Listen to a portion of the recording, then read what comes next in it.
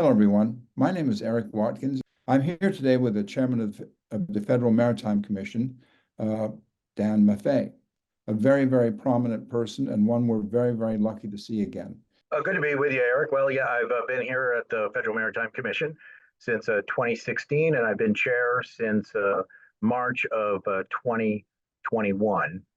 So a little bit, just 3 years, I guess, coming up on 3 years. And it's been an interesting 3 years, I'll say that much. Anyway, look, we know that you're very busy, so let's just jump into some questions here. I'll sort of read them through to make sure I get them right. And we'll start out with the Ocean Shipping Reform Act of 2022, which came into existence after Congress decided to give the FMC more powers to curb what many representatives perceived as signal injustices on the part of ocean carriers and marine terminal operators toward the nation's shippers, truckers, consignees, and third parties. Could you tell us your view of the main new powers that have been accorded to the FMC through OSRA 22, and how those new powers are benefiting the shippers, truckers, consignees, and third parties? Happy to do so, Eric. But first, let me tell you what the new law isn't.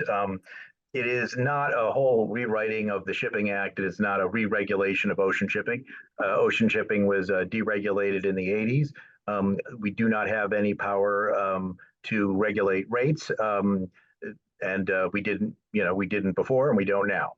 It's also, though, not simply a kind of a window dressing, as some have accused it of being. There are legitimate new authorities.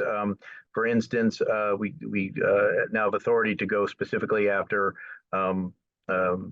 carriers who discriminate against exports or unreasonably deny them, or refuse to deal with importers or exporters. We have new authorities in terms of some of our enforcement or enhanced authorities, I should say, when it comes to things like, carriers retaliating. And the Congress blessed the Rebecca Dye authored interpretive rule on detention and demurrage and asked us to expand on it in rulemaking. So there's that. So many other things there, but there's a fair amount that wasn't there too. And so it was a very important landmark bill. I think its time had come. It had been more than almost 25 years since the last major Ocean Shipping Reform Act. And, since then we've gone from, maximum of, say, an 8,000 TEUs to 22,000 TEUs. We've gone from, to 22 major ocean carriers, several based in the U.S., to about 9. And so with all of those changes, it was a very good update of the laws. And then the other thing it did is not a new authority, but it's more, in fact, just as important, if not more important, and that is new resources. We're expanded our staff, particularly in the areas of enforcement, because we need to show we have teeth, and I think we've done that since my beginning of my chairmanship, and certainly with the Ocean Shipping Reform Act and the new resources it's given us. Also, though, on customer services. Before the act was passed, we'd already designated an export person specifically in our consumer affairs department, so exporters could call the person. But this helps make sure we have the resources, so that doesn't take anything away from anybody else. So it really did have a major impact, and of course, it's my number one job is to implement it. Yes, and that leads me into another question, which is you've just mentioned about exports and exporters. During the pandemic, we saw that U.S. agriculture exporters were having a tough time sourcing empty containers to ship their products overseas. As ocean carriers, you once pointed out to me, earned more income by a rapid turnaround of equipment for imports instead of exports. Has the FMC been granted any special powers by Congress that would require ocean carriers to give more consideration to the problems of repositioning, in particular, consideration that would ensure agriculture exporters plentiful access to shipping containers when needed? Yeah, I mean, I think that in that you cannot refuse to deal. You cannot refuse in a unreasonable way to ship things, and certainly when the members of Congress were debating it, the thing they talked about was an ocean carrier just leaving export cargoes, even though they may have had room for them. And I'm not saying that any carrier that's taking empties is a problem.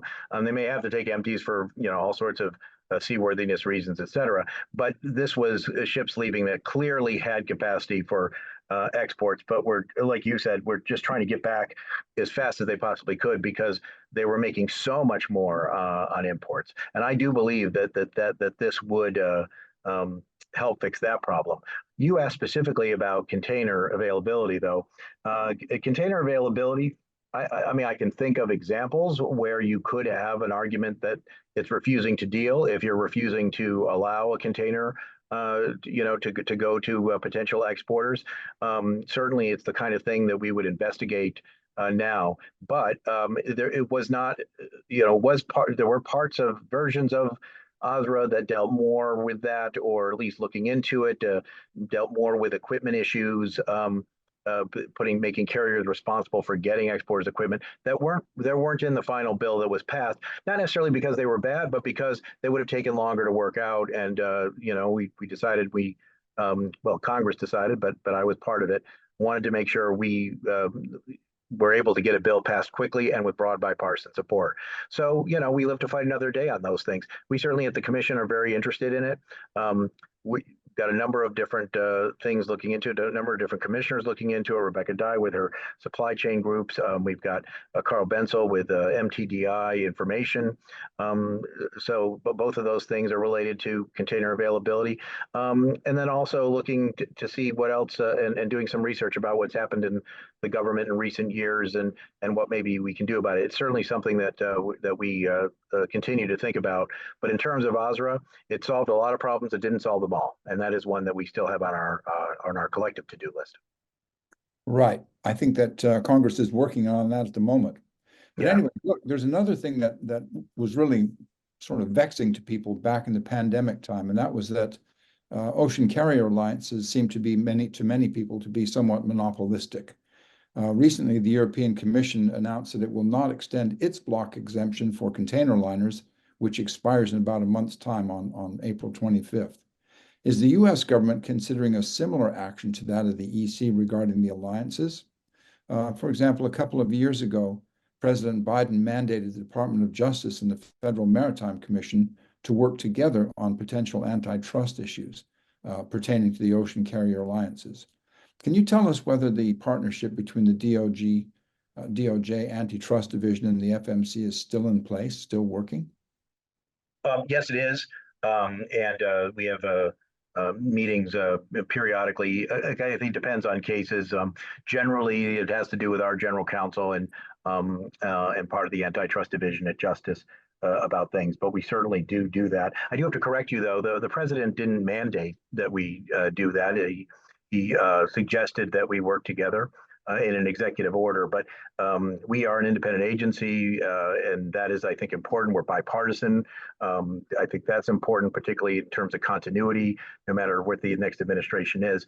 And President Biden has completely respected our independence. So he, but we thought it was a good idea. Actually, started under my predecessor, drafted the order drafting, and then I signed it to make sure we did have that MOU. In terms of the overall issue in the EU, I mean, we wouldn't do what the EU did because our law is very different from the EU's block exemption. It's sort of comparing apples and oranges in a way. They had a sort of a limit of the market, and we don't have any of that. Our basically an agreement has to make sure that it's clear and filed with the FMC, and that it doesn't, because of the reduction in competition, cause an unreasonable increase in costs or decrease in service. And the FMC is, of course, in charge of monitoring that. And we monitor that constantly. I mean, some people say, well, why aren't you investigating them? And the answer is we are. It's a constant investigation, and we are privy to a lot of information that carriers that are part of filed agreements have to give us that allow us to sort of have that very close peek. And I continue to be concerned about, various kinds of um, uh, matters that would involve concentration of corporate power, sort of monopoly, if you will. I mean, usually we're talking about more than one entity, but too few, both for carriers and for entities like terminal operators and other things. Um, but that said, I think we do a really good job of monitoring these agreements. During the pandemic, however, it was, there were a lot of people who sort of said, well, uh, this, they're colluding on price or something like that. And we took all of those allegations very, very seriously, and investigated many of them. And all I can tell you is that we did not find anything actionable. In fact, the carriers were actually putting more capacity on the water, rather than trying to reduce it. And you can kind of see that in the fact that you have these long lines of ships. I think at one point it was above 100 in LA Long Beach, our biggest port complex. If the problem was lack of carriers, then that wouldn't be the issue. Lack of ocean capacity. In fact, ocean capacity was limited, but it was limited because the carriers had to spend so much time with their ships waiting, and that of course increased transit times. But we didn't. There was a lot of evidence that there were lots and lots of ships, but there was a real problem with capacity inland, and to a certain extent at our ports. Um, and it's that capacity that I continue to be more concerned about. That's a very interesting point. Can you elaborate on that a little bit more on the capacity inland and especially at ports? Yeah, I mean, if marking conditions were different, I would certainly be, you need to have a ship. But even now, we see that if you look at order books and various companies and information that's both public and that we're privy to, it doesn't contradict it. We're if anything, there's an oversupply of capacity on the water. The issue in the United States, though, is to some extent capacity in the ports. We made a lot of improvements. The Bipartisan Infrastructure Act, had an actual title for ports. Those of us who work with ports always thought it could be more, but at least that we're investing in our ports. And recently, in an executive order, President Biden is taking a look at our ports. So because of the reliance on Chinese-made cranes and the security concerns about those. But so the fact is, ports are being paid attention to. But we, it has been a lot of our ports are not where European ports or Asian ports are, and it's not just at the water. Really, it also has to do with connections inland, rail to a certain extent, and even warehouses. And this is what really came up during the pandemic. Uh, um, people looked at these ports and saw stacks and stacks of containers and congestion and trucks, going in and having to wait a long time to get a container, et cetera, because they were being buried by some other thing. And people said, well, the ports are broken. Well, the ports certainly had their challenges, but it's like when you have a sink and it's clogged up with water. And you look at the sink and you go, oh, my sink is broken. But is it really the sink that's broken? We all say it's the sink, but it really isn't. You don't rip out the sink from the wall and throw it away. No, you get a plumber to unclog the pipes. And the analogy is not perfect, but it is in the sense that our biggest issue during the pandemic was we couldn't process the containers fast enough, get them where they needed to be going to satisfy the demand, and that's what led to a lot of the backup. Also, detention. I think you'll ask a question about detention demurrage. So I'll save my answer for that. But there were a number of processes that just weren't working the way they should throughout the supply chain. Have we made progress? Well, yes, we have. Actually, a lot of ports have made changes, have found inland space, have made new deals with railroads, all sorts of things. But are we still vulnerable? Yes, absolutely. We are still vulnerable. If we were to encounter another kind of demand boom like that, or something similar, we still have a ways to go in terms of shoring up the resiliency of our supply chain. That's a very, very interesting remark. That's something I'm going to be looking at as we go forward. Thanks for that. That's a really good point. As you mentioned, detention and demurrage, these are fees that are usually imposed to help speed up the supply chain. But the FMC has recently issued regulations governing the requirements of demurrage and detention billing, a matter that has long drawn the wrath of U.S. shippers and truckers. Can you explain exactly what the actual problems were with D&D charges prior to the issuance of the FMC's new rule? Right. And how exactly will that new rule benefit shippers and truckers specifically? Right. Well, the issue is it's really twofold.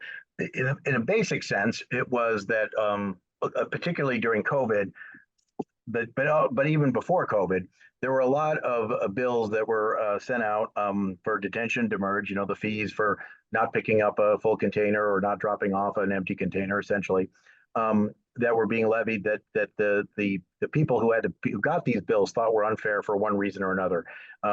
Either, for instance, they weren't able to pick up the container because the port was closed. You know, for a variety of reasons, but not their fault. Or they, you know, similar issues with containers and not being able to return them, and then truckers were sometimes trucking companies were sometimes getting billed even though they had really no control over. You know, they weren't even told about a container that they would have to pick up until the day they were supposed to pick it up. And so there were all these issues. And what that led was to a second deeper issue, which was detention demurrage is actually a system that's really important. These are not fees we can just get rid of. Some people suggested we do, but that would be a real problem because we do need an incentive to keep moving cargo, and this is a way for the private sector to encourage the movement of cargo. If you leave your box over that's allotted free time, you will get charged, you know, per day. If you don't return the container, you'll get charged, and those charges you want to avoid, right? Most shippers want to avoid those charges, and so that's an important incentive to keep things moving. But during the pandemic, because of all the congestion, because of how difficult it was to pick up containers, how confusing it was to know whether it was your fault or the fault of the terminal when you couldn't pick it up, or the fault of the carrier when you couldn't return the box, because a lot of there were so many empty boxes at some of these terminals that they just closed down, and but you know, people would still get bills anyway. The trucking companies, you know, were charged, and they could go to their customers and try to get that charge, but they had to, at the very least, front the charge. And if they didn't do it, then often the terminal would just lock out the trucking company, even for a lot of other customers, and that would create even more congestion.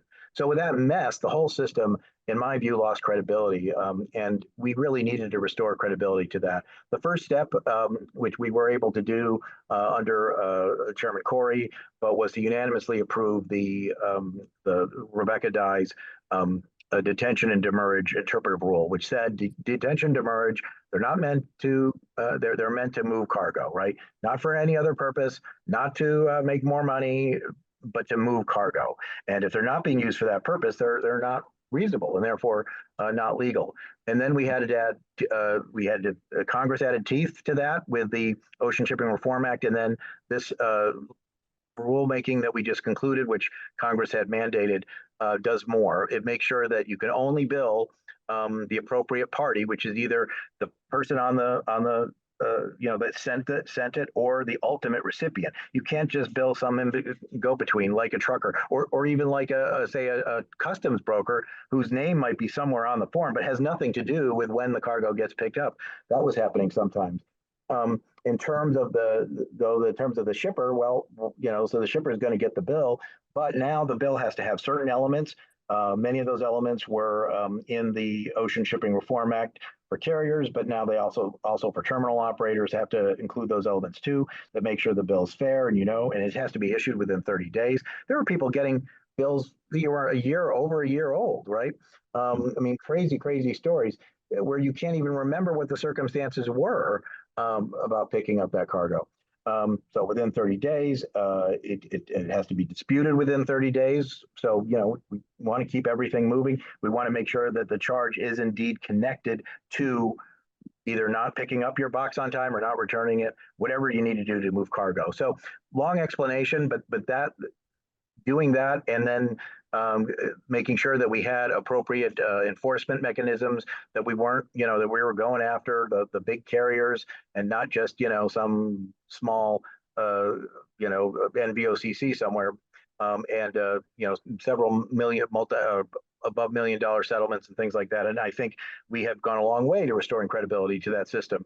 And if we were to have another crisis, supply chain crisis, I think we would be in better shape. But that said, though, I also think we have a long way to go there. The D&D rule was the next step, but we may yet need to do another one. We need to follow it up with even more enforcement, and so it is something in progress. But I do think shippers and truckers, at least most of the ones I've talked to, are very, very happy that finally, there's some definitive action that they can sort of take to the bank and say, okay, this system makes sense. I know if I control when a container is picked up or dropped off, I've got to do it or I pay. But if I do the right thing, I don't pay. And that's what we lost during COVID. Yes, and I think that's what's been restored now. That's a really, really good thing.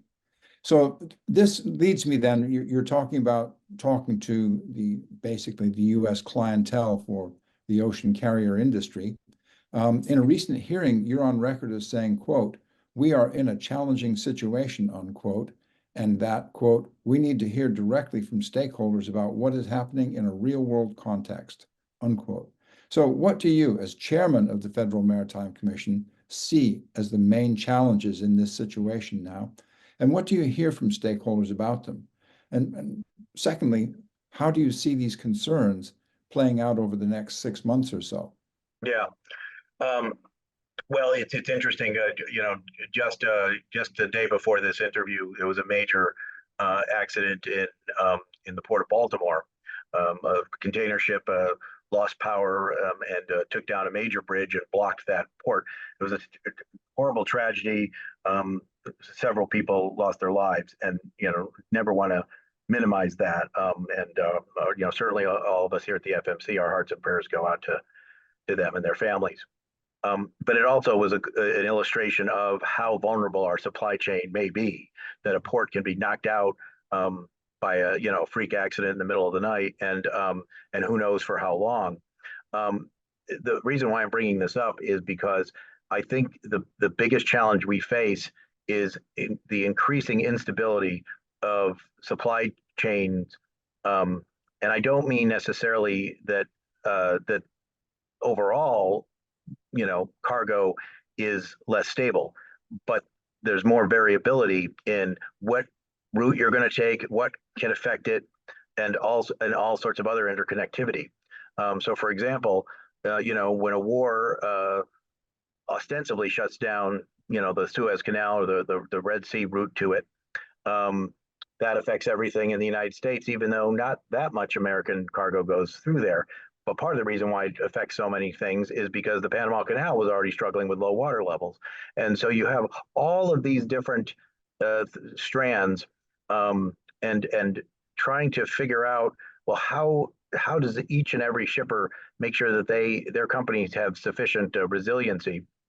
You don't want to get stuck. I heard there was a car company that, when the Suez had a problem, suddenly they had to stop their line because they didn't have enough inventory. Well, there are ways around that. You have to, plan for more inventory. Now, it's all a matter of calculated risk. I tell groups of executives that work in logistics, and folks in charge of the shipping at companies, that they probably didn't know it, but they're actually in the risk mitigation business, and that's what they're doing. I think the issue right now that's the most challenging is when you have a market system, when you have this sort of such variable prices and sort of bidding and all sorts of stuff that goes on, do we lose all the incentives to try to make for a more resilient supply chain, or are those incentives so long term that that's a problem, and that all sorts of things in our society are geared to the short term, but long term resiliency is really what we need. So I know this is very big think stuff, but certainly stuff we're thinking about at the FMC, how we can be helpful with it, and like I said, I think that it's not going to be just solved. It's certainly not going to be solved by the FMC, but we can be a catalyst for gatherings and a convener to make sure that people do look at these issues And that's certainly, the biggest challenge. Obviously, government does have a role to play, not the FMC, certainly in terms of enforcement of these laws, the Department of Transportation, the states in terms of making sure we have really good infrastructure and the port authorities, and we need to work with them as well. So we've got, like I said, a long way to go. But one thing, though, I do think that it is kind of remarkable how much progress we have made in a short time. And maybe that's just because of the crisis we've had. But even when you think about the kind of issue that happened in Baltimore, if that had happened during COVID, God help us. But we do have other ports on the East Coast that can function and make up for it. So I'm not sure if we're going to see a major challenge overall to the U.S. East Coast supply chain. Though obviously it's a huge problem and tragedy for Baltimore itself. Absolutely. So let me ask you, do you have any final thoughts? We're going to head out now, but I wonder if you have any final thoughts for, especially for shippers and truckers.